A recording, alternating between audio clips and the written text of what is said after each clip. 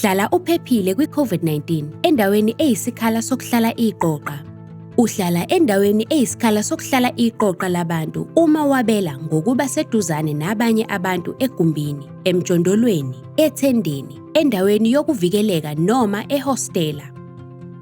Ngokuvamile, nonke nisebenzisa isikhala esisodwa sokudla, ukulala nokuphumula. Ngokuvamile, nabelana ngendlu yangasese noma izindawo zokuhlanzela, zokuwashela. Ngokuvamile, nabelana ngekhishi elilodwa.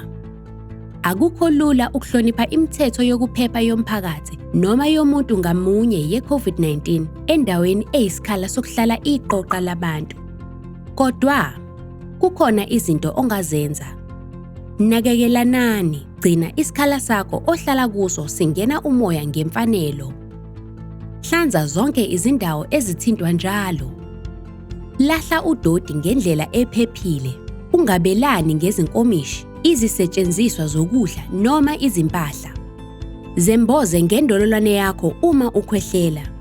Zemboze uma uthimula. Gqoka isivuvu sobuso, imaski, uma uphakathi kwabanye abantu. Yenza isikhala phakathi kwakho nabanye abantu uma ulala.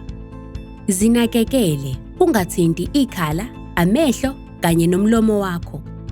Geza izandla zakho kahle kakhulu ngamanzi nensipho. Geza izandla zakho kaningi. Gwema ukuthinta uketshezi oluphuma emzimbeni. Ungabelani ngogwayi. Hlala uphuza noma yimiphi imithi yakho. Nakekela bonke abantu. Hlala ekhaya. Gcina ibanga lakho lokuba seduzane nomunye umuntu. Gqoka isivuvu sobuso, imaski, uma uphakathi kwabanye abantu. Cela usizo uma ngabe wena noma omunye umuntu enalokhu. Ubunzima noma ubuhlungu uma ephefumula. Inhliziyo eshaya ngamandla. Imfiva esezingeni eliphezulu. Ukudideka. Lesi yisimo sokwelashwa esiphuthumayo. Misa ukutheleleka.